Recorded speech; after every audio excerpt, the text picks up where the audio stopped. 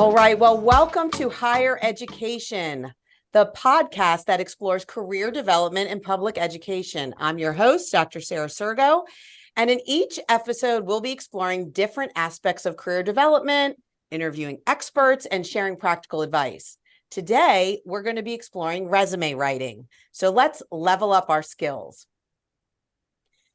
All right. Hello, everyone. Thank you for tuning in to our October episode of Higher Education. Today, we have an exciting topic, something we all know about, which is resume writing. And whether you're a veteran in the field or you're looking to take your career to the next step, maybe you're a graduate who's just looking to break into the workforce, knowing how to write a resume is really important, and it stands out in today's competitive job market. So to guide us through this subject, I've invited two guests to the show. Today, we have Ann Paxton, a personnel officer on our certificated talent acquisition team here at Frederick County Public Schools with over 20 years experience in human resources. We also have Michael Concepcion, the principal of the Career and Technology Center here at Frederick County Public Schools. Michael has been in an administrative leadership role with FCPS for more than 18 years and has focused his time on career and technology education. So before we dive into the topic today, I want to have our guests unlock their fast facts about themselves. So Ann, let's get started with you.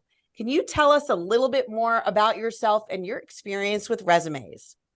Absolutely. Well, thank you, Dr. Sergo, for inviting me to your podcast. I really appreciate it.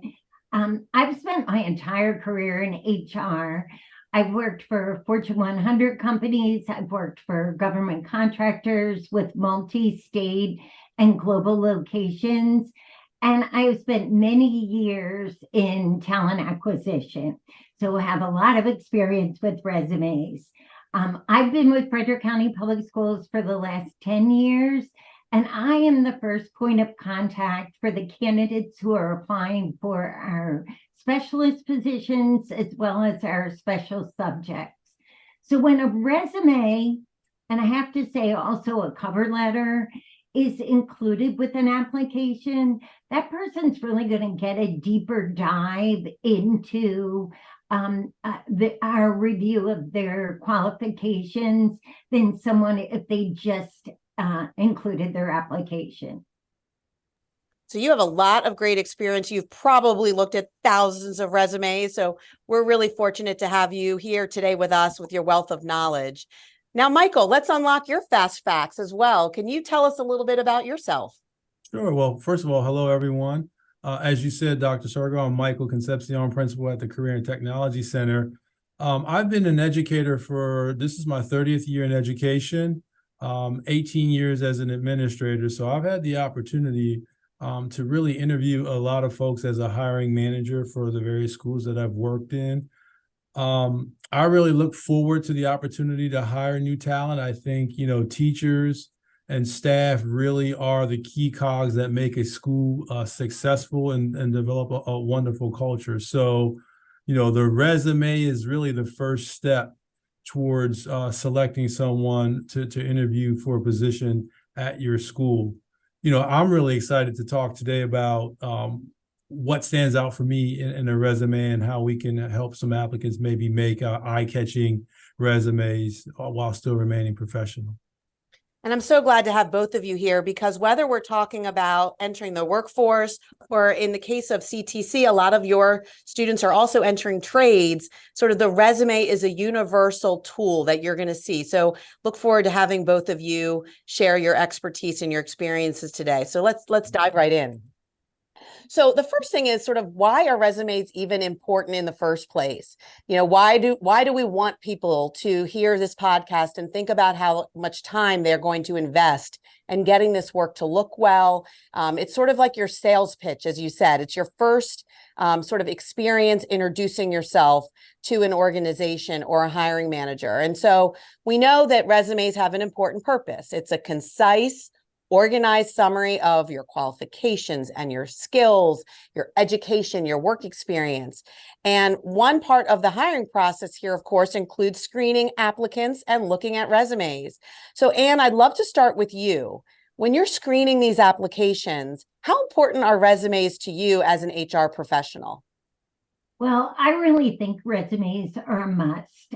For one thing, on a job posting, whether it's for Frederick County Public School or any other company out there, they are asking for a resume to be included. So when you attach your resume to your application, whether you have 6 months of experience or 20 years of experience, number one, it states that you read instructions and you pay attention to detail, which is key. Resumes also give you a chance to highlight your skills that are listed as requirements for the job and feature like your achievements. One thing I think that all applicants should do is study the job description, and not that they have to change their resume every time they apply for something, but they should tailor their resume for the skills and qualifications that the employer is looking for that they have. Yeah, that's so important because, you don't certainly want to submit a resume that doesn't match, because that resume then would make it seem like you're not qualified for the position. So looking at the job description and making sure your resume brings that out is a great example and something that people should be focused on. So when we think about that, then beyond HR, once you screen through resumes and applications, you're sending them over to folks like Michael, and they're as a hiring manager. So Michael, as one of our hiring managers, how important are resumes to your process when you're looking to hire new staff members at your school? Well, as both of you have already said, the power of a good resume can never be really understated. Again, it really gives a great snapshot of the candidate if it's a well-written resume. And as I said before, it's really your first impression, right? It's the first time you get a chance to have someone read over your credentials to determine whether or not you move forward in a hiring process. It's a really great way to sort of capture, as a hiring manager, is the candidate a possible good match for the position that you're advertising, particularly here at the Career and Technology Center and in career technical education in general, where we're really looking for very specific and relevant skill sets. And if your resumes don't highlight those skill sets that a person has, then we have no idea that you have that type of experience. So that could really cut you out of an interview process. And lastly, the whole point really of a resume is to really generate an interview opportunity for the candidate. So again, you can never underestimate the power of a really good resume. Yeah, thank you for highlighting that. I mean, I think resumes have a key function of getting your foot in the door, right? They don't make it over to you if they don't make it through human resources as they're screening candidates against the job qualification. So let's dig in a little bit more deeply to what a strong, compelling resume looks like. So I'm going to share some thoughts on that and then ask for you both to share what stands out to you. So for those of you who are listening, we hope you'll check out our quick bites on some really great ways of creating a compelling resume. But the first thing that you really need to think about is the style, which is the format of the resume. There are 3 commonly used resume types, and I know people say, tell me which one's the best one. It really depends on where you are in your experiences and where you are in terms of your career life cycle. Are you a new graduate or have you been working for 20 years? The 3 main options that we see in the field are either a chronological resume, a combination resume, or a functional resume. So if you don't know much about those, I'll walk you through them briefly. A chronological resume is probably the one most people listening to this and probably the one all of us on this screen had when we started. This basically walks us through what you've been doing as a career professional. So by year, by work site, it's the most common things, and it's frankly the easiest place to start. So even if it's not your final version, just making a list of your work history, the years you held your jobs, and what were the key functions in those jobs is a typical resume approach. A functional resume is a different, more contemporary version, which focuses on not just where you worked, but the skills you've acquired across a variety of work experiences. So it really tends to focus on skills. Sometimes we see candidates have categories like, here are my skills in organizing teams. Here are my skills in instructional leadership. Here are my skills in creating a compelling vision. So it doesn't really matter as much about where you acquired those skills or what years you acquired them, but you're able to identify some of the specific talents and accomplishments you have in those areas. And I think the last piece would be a combination style, which is maybe you have a chronology for the experiences you've had or where you've worked, but then you also organize the talents and accomplishments you've acquired in different areas over time. So the first thing you need to do is to figure out which style fits who you are, your experiences, and what job you're applying for. I think the obvious thing, I'd be remiss if I didn't say, is that all of the resumes have to have your name, your contact information, all of that should be current. And I know an interesting one is about whether or not you put your home address or your work address, your home email, your work email. I think it's really important to decide what fits you. You're not required to put where you live, and you're also not required to put anything specific or personal to you. Those are some of the things that you'll need to decide as you're working on a resume. A couple other points I'll highlight, and then I'd like to hear from our guests today. In terms of the way in which you organize this information, you can certainly bring some innovations into that practice. So today in our market, you can add hyperlinks to your resume. You can add icons. You can add links to other information or things that you want people to know about you. So you definitely want to have your dates. You definitely want to have your work experiences, and you definitely want to highlight the skills and talents. So all of those things are really important. I'd like to take a break and talk a little bit with you all about that before we get into some other details of a resume. So, Michael, what can you tell us about the things that make a resume stand out for you? Well, Dr. Sergo, for me, certainly a good resume should succinctly describe your relevant work experience, skills, and abilities, and your key qualifications. Maybe you hold a certain type of certification that would be very, very beneficial for the job role. You know, I tend to be drawn to resumes that demonstrate results and describe the positive difference a candidate has made in their current job or previous position. And if they were to be selected for our open position, what type of positive difference that they might be able to make for our school or group or organization. I think the resume should really be selling the idea of what you can do to be an asset and what transferable skills you will bring to the new job if you're selected. You know, and I also tend to be drawn to resumes that have been tailored to the job posting, as Ann mentioned earlier. For me, it kind of sends the message that the candidate is willing to put in the time and effort to update their resume, and they believe that they're a good fit for the job, while also demonstrating that they do have a strong interest in the position. So those are the key areas for me that really stand out when I'm reviewing resumes. Thank you for sharing that. And Ann, what have you noticed then from your perspective? What kinds of, you see lots of resumes on a daily and weekly basis. What are the features of a resume that stands out to you? Well, I actually like a compelling grab or a summary at the top of the resume that's no more than 3 sentences. This gives a concise story of like really who you are, and it grabs the attention of the person that's reading the resume, and it makes them want to learn more. I also like resumes that are visually appealing. And what I mean by that is that they're easy to read. I like ones that use bullet points because the candidates have to remember they are not writing the job description. They are telling us what they have done that's going to make them a great candidate for the job.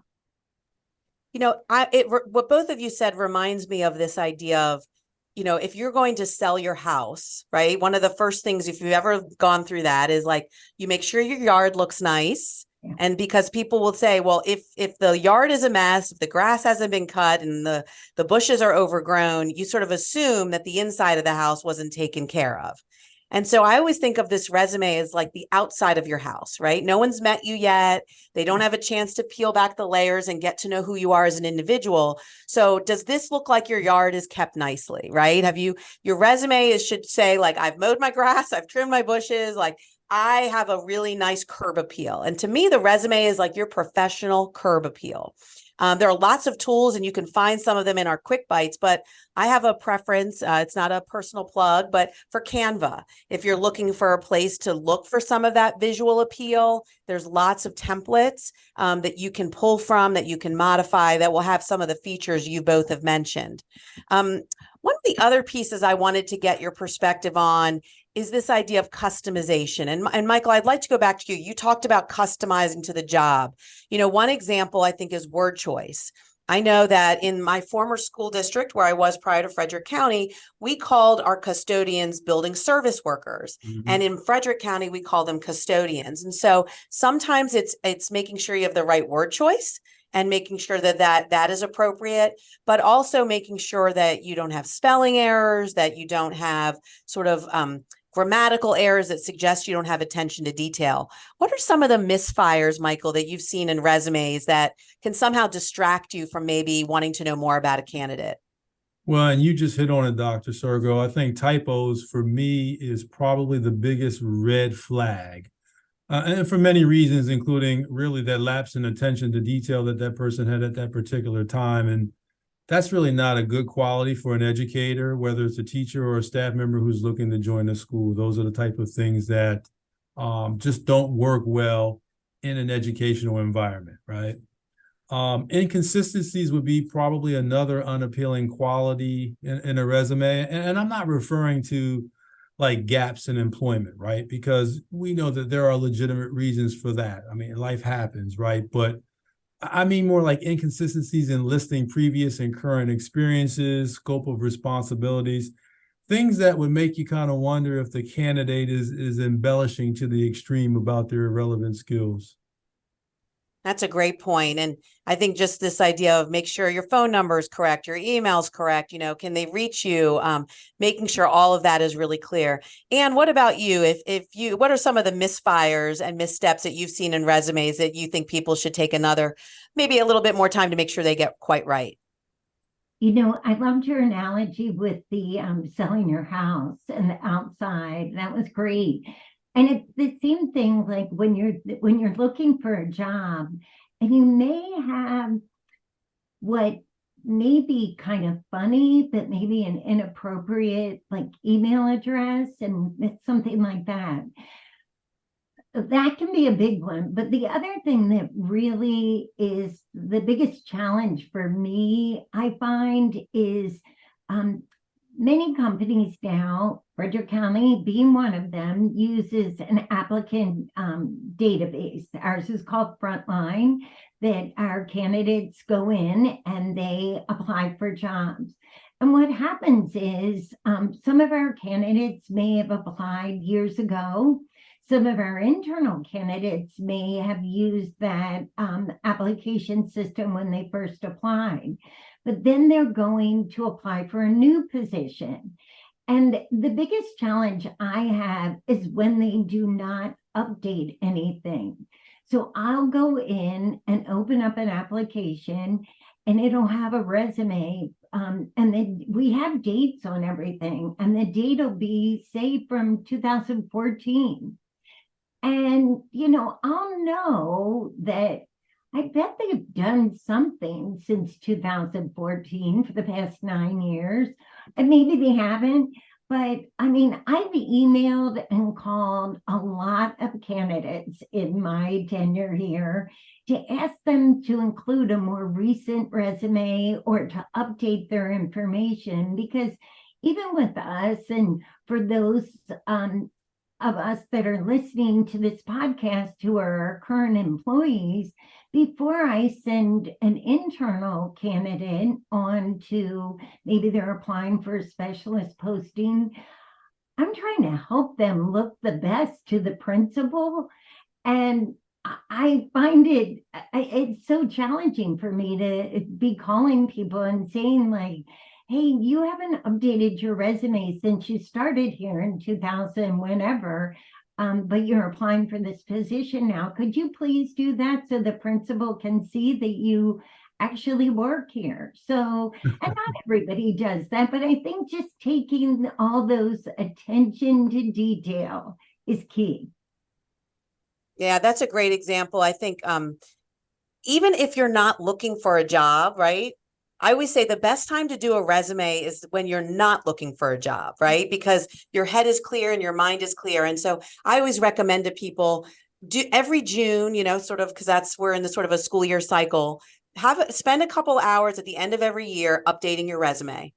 Just, every year that you are an employee, you are acquiring skills, you've tackled new projects, you've done new things. And so resume updating should actually just be part of your career health and your career well-being, not just about getting a job. So I think, Ann, that's a great example. Well, and can I piggyback off of that? I have spent countless times working with some of my current staff members who see an opportunity for a promotion, right? And so not only are they talking about the resume and what to add to it, but they're also trying to backtrack and figure out all of the things that they've been involved with and the skills and relevant work experience that they can include in the resume. They spend a lot of their time and horsepower trying to remember those types of things, and then they lose the opportunity to really craft a really, really good resume because they spend all their time trying to backtrack. And I think your advice is well taken, and that is maybe jot down, whether it's on your resume or another sheet of paper, some of the things that you've accomplished throughout the years, so that if you do have to update your resume, you have a resource to go to update your resume. Well, and I just think to build on that, then, if you're working on a big project, at the end of that project, just make a note to yourself, add this to my resume, right? So you don't lose track of those things.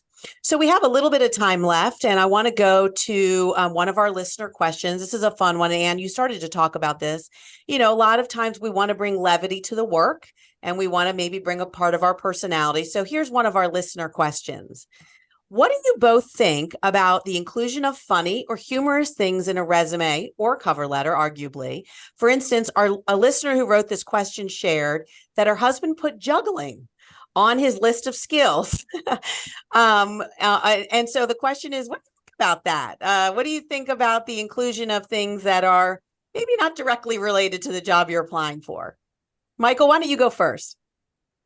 Okay, well, I would say my knee-jerk answer to that, Dr. Sergo, would be I probably would not recommend it, simply because I'm not sure if the skill set matters. And you said it was nursing, so it'd be in healthcare. I don't think that relevant skill set in healthcare, maybe metaphorically juggling a lot of responsibilities and things of that nature, but the physical act of juggling doesn't seem like it matters. So to me, your resume is your professional document that you use to respond and to inquire about opportunities for employment. So I wouldn't recommend it. I think it's a gamble that just isn't worth it. And honestly, I'd wonder if it was an error on the resume, but that's just my personal opinion. I think if you want to share those types of qualities and traits with an employer, maybe wait till after you get the job where you'll have a chance to expand a little bit and tell people what you do outside of work. It's a great point. Anne, what do you think about this idea of funny things or including maybe unusual hobbies or things like that? What do you think? I have to be like point counterpoint on this one, because I think that everyone at FCPS, no matter what their job is, needs skills in juggling. And so I would not put it at the top, definitely not. But you may have something at the bottom that could be hobbies, and juggling could be one of them. But that's after I've read through every other compelling reason as to why you should be getting the job. That's a great point. So I think, like you both mentioned, matching it to your personality, matching it to your organizational culture, right? And whether or not that's something that they would welcome, and then deciding whether that's something that's resume worthy or something that you might share perhaps at an interview as you try to give someone more information about who you are. So we're going to reach sort of the end of our show today. And I want to take an opportunity first, of course, to thank Ann and Michael for being here and chatting with us about resume writing. But before we leave, I want you both to answer one last question. If you could offer one piece of advice to someone aiming to level up in their chosen field or passion, what would it be? How about you go first, Michael? I would say I would encourage people to consistently do research to demonstrate knowledge and current trends and developments in their field. I think being aware of the latest developments in your industry, no matter what it is, allows you to kind of anticipate changes and take proactive steps to adapt. And I think it's sort of essential to stay competitive in today's job market. That's another great reason why, just as you update your skills, you should be updating your resume. So the resume you used 10 years ago should not be the one you're using today. Well, what do you think, Ann? Well, even though today's podcast is on resumes, I think we would be remiss not to mention a cover letter. And I feel that a lot of those go hand in hand because a cover letter can really have the candidate stand out. It can tell a different story than your resume tells of what makes you the best candidate for the job.